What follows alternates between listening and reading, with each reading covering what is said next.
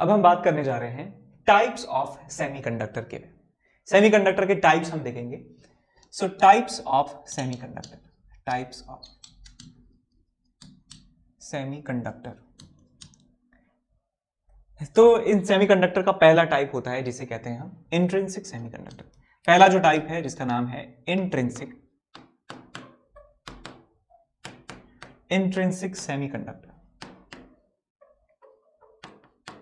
अब ध्यान से सुने इंट्रिंसिक सेमीकंडक्टर क्या होते हैं। तो ये ऐसे सेमीकंडक्टर होते हैं जो प्योर फॉर्म में पाए जाते हैं। तो ये जो हैं प्योर होते हैं, प्योर फॉर्म में पाए जाते हैं। Pure form semiconductor in pure form. Generally जो फोर्थ ग्रुप के एलिमेंट होते हैं वो सेमीकंडक्टर, उनमें प्रॉपर्टी पाई जाती है और वो प्योर होते हैं। तो यहां पे हम लिखेंगे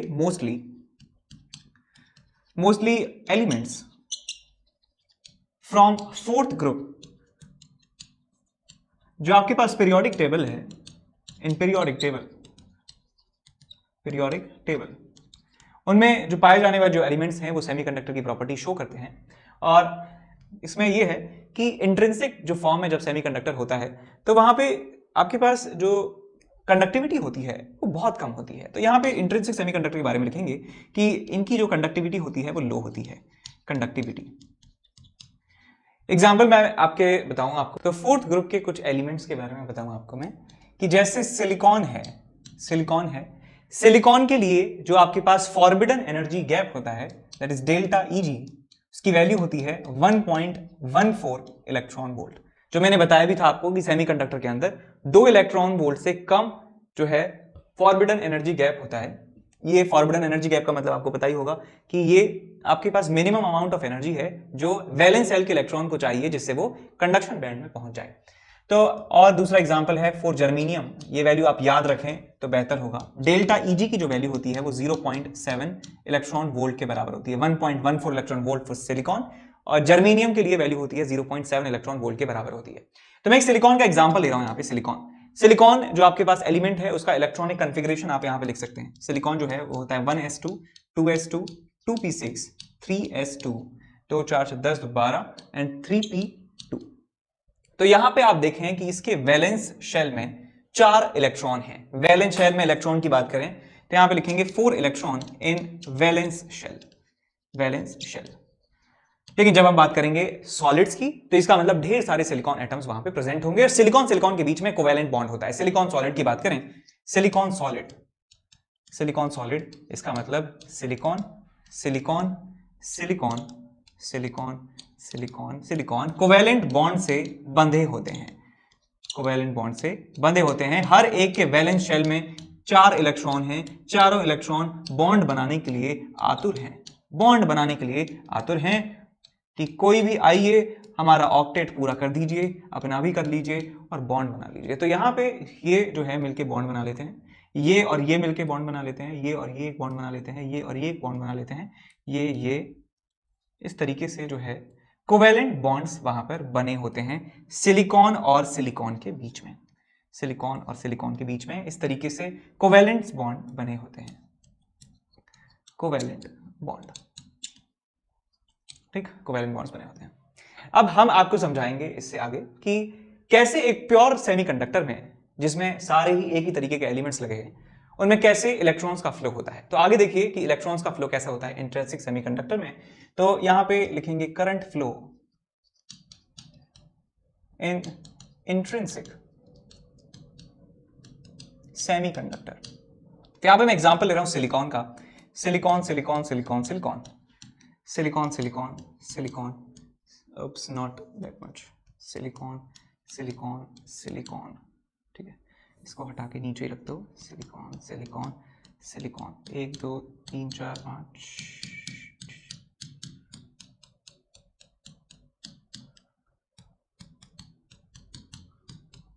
ठीक, ये आपके पास मिल गया bond,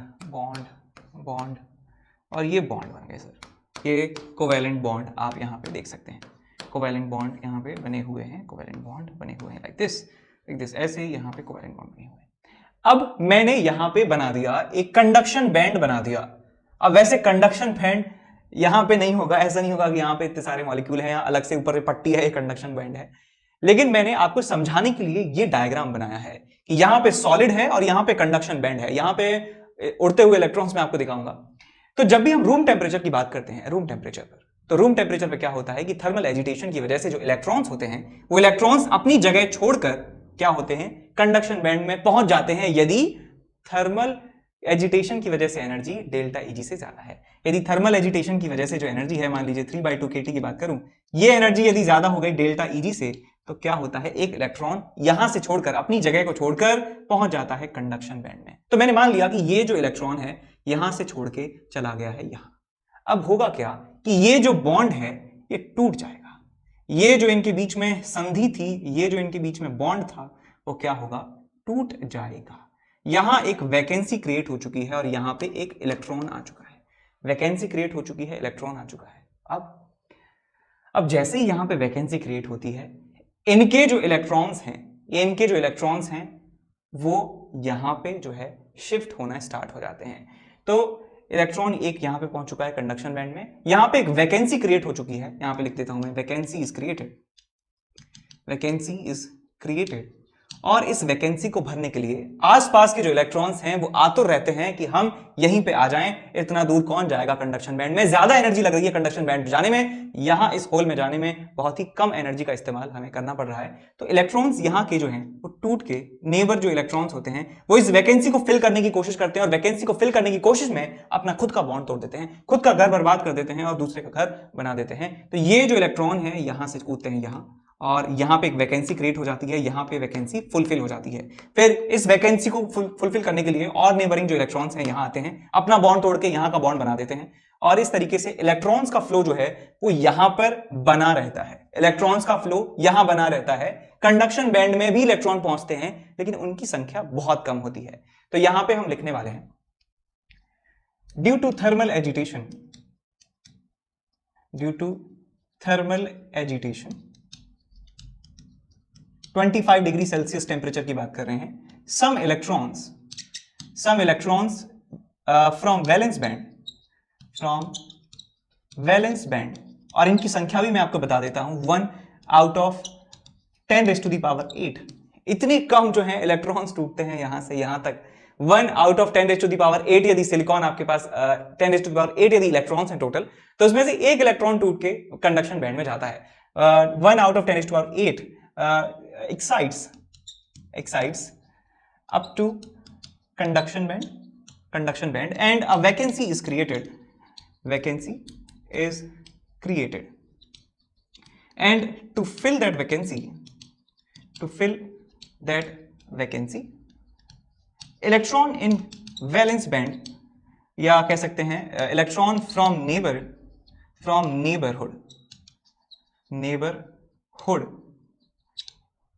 to fill that vacancy, electrons from neighborhood jumps at that site उस साइट पर जो है वो इलेक्ट्रॉन्स कूदने लगते हैं। तो मैं ये कह सकता हूं कि यहां पर जो इलेक्ट्रॉन्स यहां पर मूव करते हैं कंडक्शन बैंड में, यदि हम एक एक्सटर्नल इलेक्ट्रिक फील्ड यहां पर लगा देते हैं, यदि मैं इस पूरे सिस्टम के ऊपर एक इलेक्ट्रिक फील्ड अप्लाई कर देता हूं, एक्सटर्नल इलेक्ट्रिक फील्ड, तो क्या होगा बेटा, ये जो इलेक्ट्रॉन है इलेक्ट्रिक फील्ड के ऑपोजिट डायरेक्शन में मूव करेगा, और यहां पे जो वैकेंसी है वो एक तरीके से आगे की तरफ मूव करने वाली है। वैकेंसी यानी कि कह सकते हैं पॉजिटिव चार्ज जो है वो आगे की तरफ मूव करता है, होल जो है आगे की तरफ मूव करता है इलेक्ट्रिक फील्ड की डायरेक्शन में। यहां से इलेक्ट्रॉन आते हैं इधर, ये वैकेंसी जाती है आगे। समझ गए कि किस तरीके से होल्स जो हैं मूव कर रहे हैं वैलेंस बैंड में, और नंबर ऑफ इलेक्ट्रॉन जो है वो कंडक्शन बैंड में मूव कर रहे हैं। अब यहां पे मजे की बात यह है कि जितने आपके पास यहां पे होल्स क्रिएट हुए हैं उतने ही नंबर ऑफ इलेक्ट्रॉन्स हैं। तो मैं कह सकता हूं कि जितने नंबर ऑफ इलेक्ट्रॉन्स होते हैं उतने ही जो है होल्स हमें मिलते हैं। तो यहां पे हम लिख सकते हैं कि नंबर डेंसिटी ऑफ इलेक्ट्रॉन जो है वो नंबर डेंसिटी ऑफ होल्स के बराबर होती है। या फिर इसको मैं नाम देता हूं यदि Ne, तो ये है आपके पास NH, ये दोनों आपस में बराबर होते हैं, बिकॉज होल को क्रिएट करा किसने है, इलेक्ट्रॉन ने होल्स को क्रिएट किया है। तो जितने इलेक्ट्रॉन आए हैं कंडक्शन बैंड में उतने ही होल्स वैलेंस बैंड में रहे होंगे, और यही जो वैल्यू है ये कहलाती है इंट्रिंसिक कॉन्सेंट्रेशन, इसको कहा जाता है इंट्रिंसिक कॉन्सेंट्रेशन, इसे बोलते हैं कॉन्सेंट्रेशन, इसको कह सकते हैं Ni। सो यहाँ पे इंट्रिंसिक सेमीकंडक्टर में फॉर्मूला याद रखें कि Ni is equal to NH is equal to Ne, ये आपस में बराबर होते हैं। और वो बात तो अभी भी ट्रू है कि जो करंट है पूरे सेमीकंडक्टर में वो इलेक्ट्रॉन्स और होल्स दोनों की वजह से होता है कि total current is equal to current due to electron and plus current due to holes. तो ये रिलेशन यहां पर भी वैलिड होगा that current in total in semiconductor is equal to current due to electron plus current due to holes. ये formula यहां पर भी वैलिड होगा, वो सारे सेमीकंडक्टर्स के लिए वैलिड होता है। आगे चलते हैं एक्सट्रिंसिक सेमीकंडक्टर की तरफ। नेक्स्ट हेडिंग लिखेंगे। नेक्स्ट हम बात करते हैं एक्सट्रिंसिक सेमीकंडक्टर की। तो एक्सट्रिंसिक सेमीकंडक्टर क्या होते हैं? एक्सट्रिंसिक का मतलब होता है इम्प्योर, इम्प्योर जो प्योर ना हो। इम्प्योर का मतलब है जो प्योर ना हो। तो सर्टेन इम्प्योरिटी एटम्स ऐड कर दिए जाते हैं एक इंट्रिंसिक सेमीकंडक्टर में, जिससे क्या होता है कि उनकी कंडक्टिविटी जो होती है सेमीकंडक्टर की वो सिग्निफिकेंटली इंक्रीज हो जाती है। तो इसका मतलब हम समझ गए कि एक इंट्रिंसिक सेमीकंडक्टर में एक इलेक्ट्रॉन निकलता है, कंडक्शन बैंड में पहुंचता है आउट ऑफ 10⁸8 इलेक्ट्रॉन्स। तो इसका मतलब वहां पे कंडक्टिविटी जो है बहुत कम होती है। यदि हम कंडक्टिविटी को इंक्रीज करना चाहते हैं एट अ सर्टेन टेम्परेचर, तो वहां पे हमें एक इम्प्योरिटी एटम्स जो है वहां पे ऐड करते हैं। इम्प्योरिटी एटम वहां पे इंजेक्ट किया जाता है, जिससे उस इंट्रिंसिक सेमीकंडक्टर की जो प्रॉपर्टी है मेनली कंडक्टिविटी, वो सिग्निफिकेंटली इंक्रीज हो जाती है। तो इस तरीके के सेमीकंडक्टर्स को एक्सट्रिंसिक सेमीकंडक्टर कहते हैं। और इस प्रोसेस को जिसमें इंप्योरिटी एटम्स को इंजेक्ट किया जाता है उसे डोपिंग कहा जाता है। तो यहां पे हम लिखेंगे when certain impurity atoms are added to an intrinsic semiconductor, then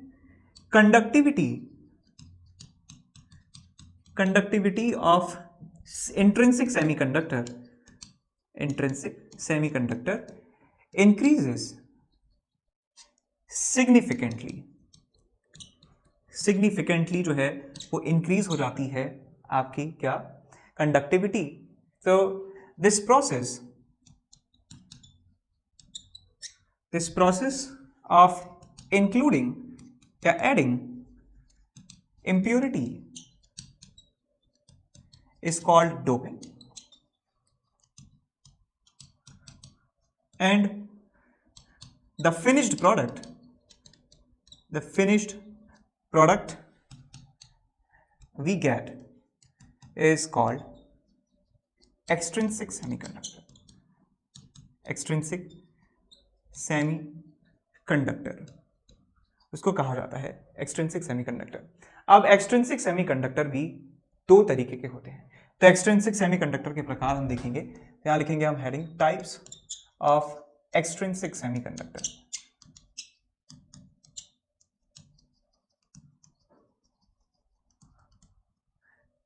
तो इसमें पहला जो टाइप होता है उसे कहते हैं एन टाइप ऑफ सेमीकंडक्टर।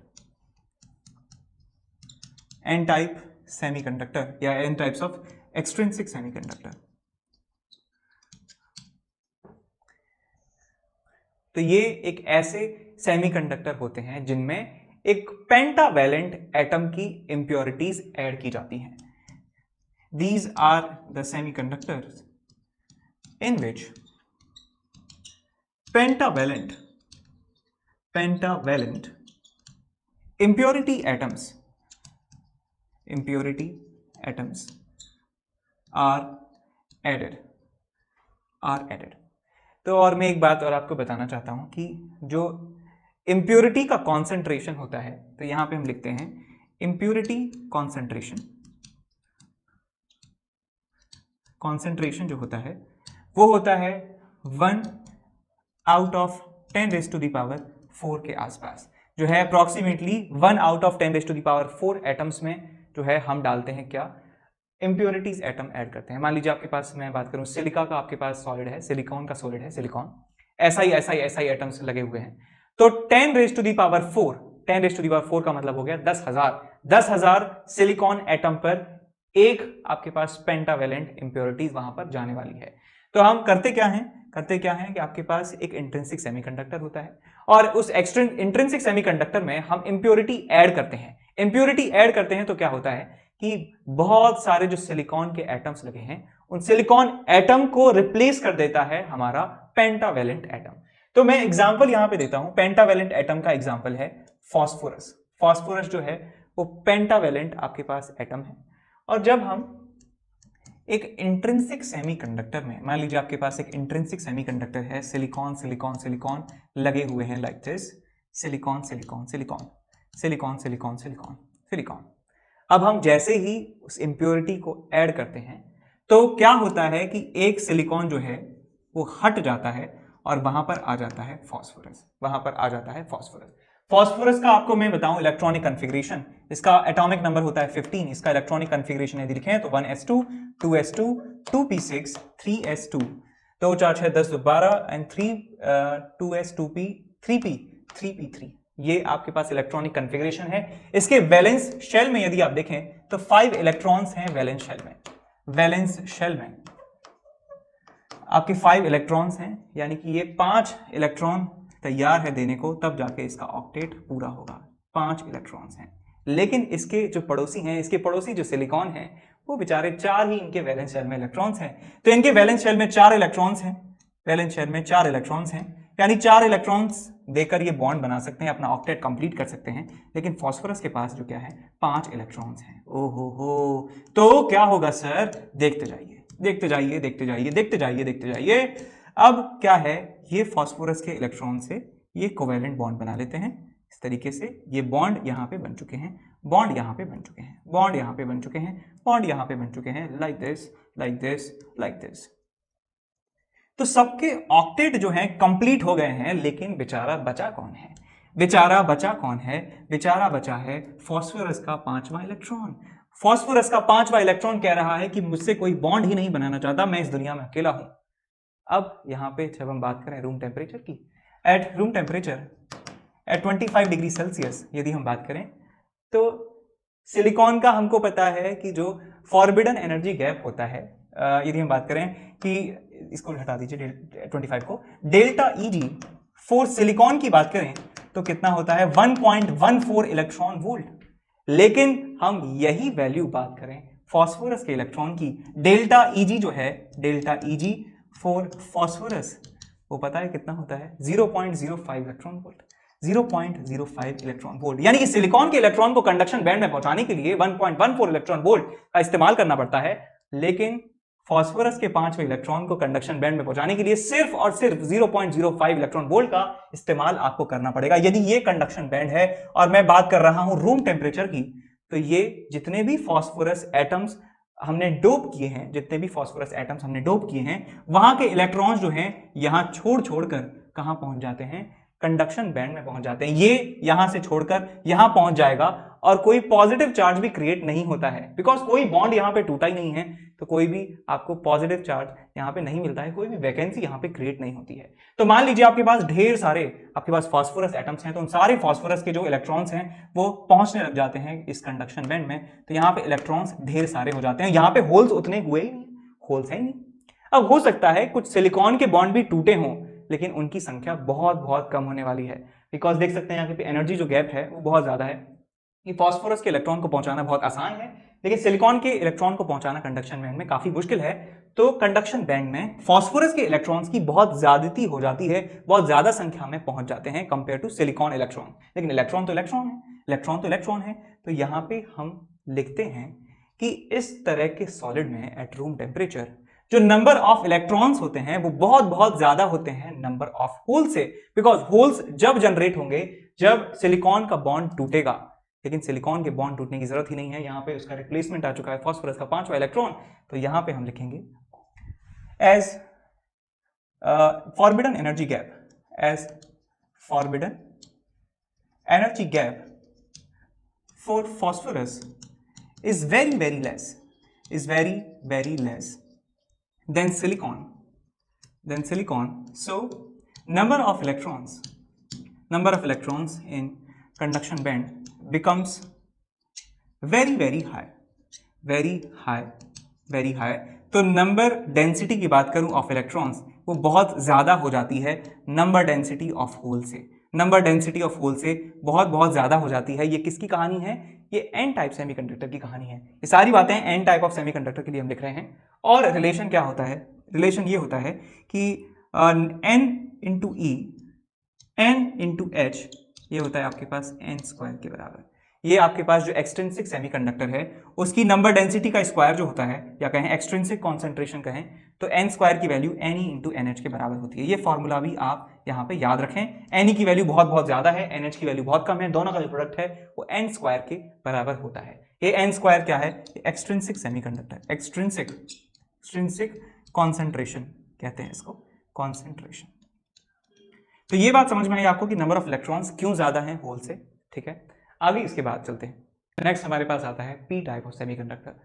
तो एक्सट्रिंसिक सेमीकंडक्टर की टाइप्स हम पढ़ते हैं और उसमें अब आता है हमारे पास P type of extrinsic semiconductor.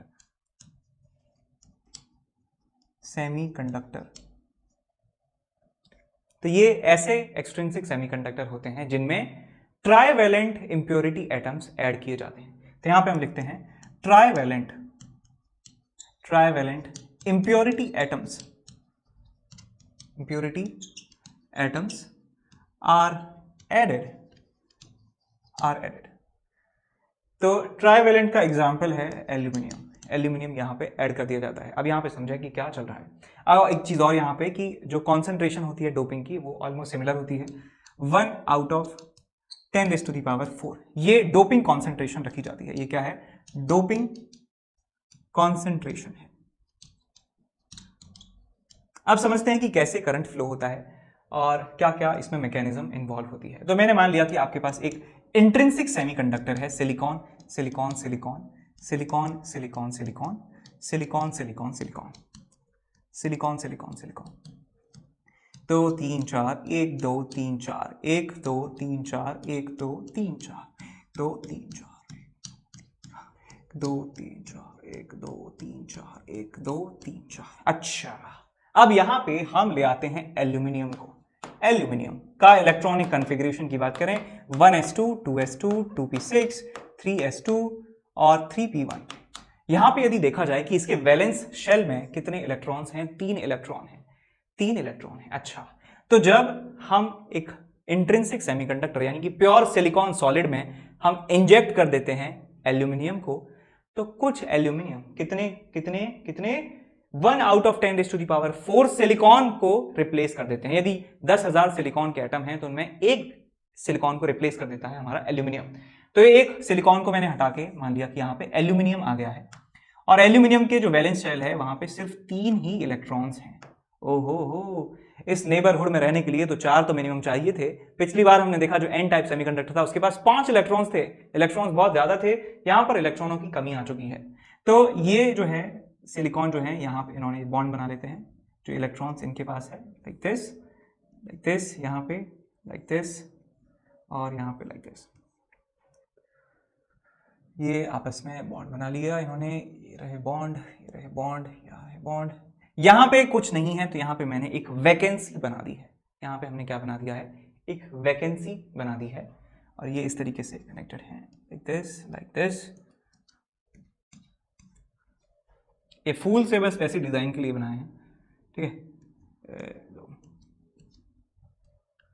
अब मैंने ऊपर बना दिया कंडक्शन बैंड, ऊपर मैंने बना दिया कंडक्शन बैंड। ये क्या है? कंडक्शन बैंड है। अब हम बात करें 25 डिग्री सेल्सियस पर। तो 25 डिग्री सेल्सियस पर थर्मल एजिटेशन की वजह से क्या होता है कि यहां पे तो भाई कोई इलेक्ट्रॉन है नहीं, बॉन्ड है नहीं, इलेक्ट्रॉनों की कमी है यहाँ पर। तो ये इलेक्ट्रॉन टूटकर इस वैकेंसी को फिल करने की कोशिश करता है। तो क्या होता है कि ये जो इलेक्ट्रॉन है यहां से टूटकर जाता है इस तरफ और यहां पर जो वैकेंसी है क्रिएट हो जाती है, यहां ये भर जाता है और ये दोनों जो है ये बॉन्ड बना लेते हैं लाइक दिस। ये यहां से क्रिएट हो गई वैकेंसी। तो ये वैकेंसी को फिल करने के लिए एक दूसरा इलेक्ट्रॉन टूटता है और इस वैकेंसी को फिल करता है। ऐसे ही इस वैलेंस शेल में इस वैकेंसी को फिल करने की होड़ मच जाती है। ये वैकेंसी देखते ही सारे इलेक्ट्रॉन्स पागल हो जाते हैं कि भाई इसको भरो जल्दी से, और अपनी जगह को छोड़कर अपनी जगह वैकेंसी क्रिएट करके वो इस इलेक्ट्रॉन की जो कमी है यहां पर उसको फिल करने की कोशिश करते हैं। और कंडक्शन बैंड में क्या हो रहा है सर, बहुत ही मामूली जो है वो क्या हो रहे हैं, यहाँ पे कुछ इलेक्ट्रॉन सिलिकॉन वाले जो हैं वो ऊपर पहुंच रहे हैं, बहुत ही ना के बराबर। यदि मैं आपको फॉरबिडन एनर्जी गैप के बारे में बताऊं, डेल्टा ईजी जो है वो मैं बात करूं, यदि आपके लिए सिलिकॉन के लिए आप जानते हैं 1.14 इलेक्ट्रॉन वोल्ट होता है, और energy required to fill this vacancy ये भी ऑलमोस्ट 0.05 इलेक्ट्रॉन वोल्ट के बराबर होती है। तो यहां पे हम लिखें energy required to fill the vacancy of किसकी, एल्यूमिनियम की, वो वैल्यू होती है 0.05 इलेक्ट्रॉन वोल्ट। तो आप ही मुझे बताइए कि कौन सा काम जो है आसान है, सिलिकॉन के इलेक्ट्रॉन तोड़ के कंडक्शन बैंड में पहुंचाना आसान है या इस वैकेंसी को फिल करना आसान है। तो आप देख सकते हैं यहाँ पे कि इस वैकेंसी को फिल करना काफी आसान है। तो इसका मतलब इस तरह के सेमीकंडक्टर में, पी टाइप के सेमीकंडक्टर में जो नंबर ऑफ होल्स हैं वो बहुत ज्यादा होते हैं, बिकॉज जितने सारे एल्यूमिनियम हैं उनके एक एक होल तो उनका होगा ही, और इलेक्ट्रॉन जो कंडक्शन बैंड है वो ना के बराबर है। तो यहां पे हम लिखते हैं in P type of semiconductor number of holes are very large in number than number of electrons।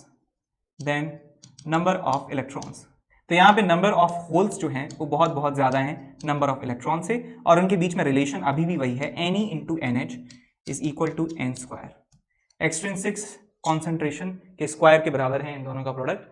और यहां पे एक बात और लिखेंगे कि जब भी हम इनके अक्रॉस, इन सेमीकंडक्टर के अक्रॉस एक्सटर्नल इलेक्ट्रिक फील्ड लगाते हैं तो करंट जो है वो इलेक्ट्रॉन की वजह से भी फ्लो होता है और होल्स की वजह से भी फ्लो होता है, क्योंकि हम ये भी जानते हैं कि number of holes are much larger than the number of electrons.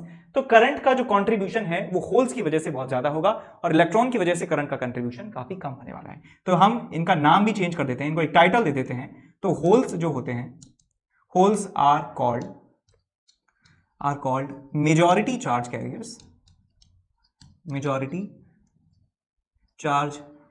Carriers, और जो इलेक्ट्रॉन्स हैं उनको कहते हैं आर कॉल्ड माइनॉरिटी चार्ज